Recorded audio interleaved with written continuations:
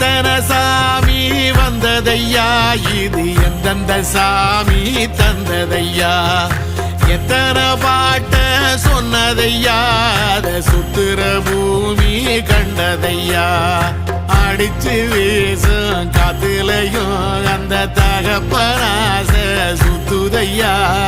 பிடிச்சு பூக்கும் விதையிலும் ஒரு வம்சத்து கதையே உள்ளதையா, 100 தலைமுறை சேர்ந்து செதுக்குன ஈர நலம் இது பாறையா,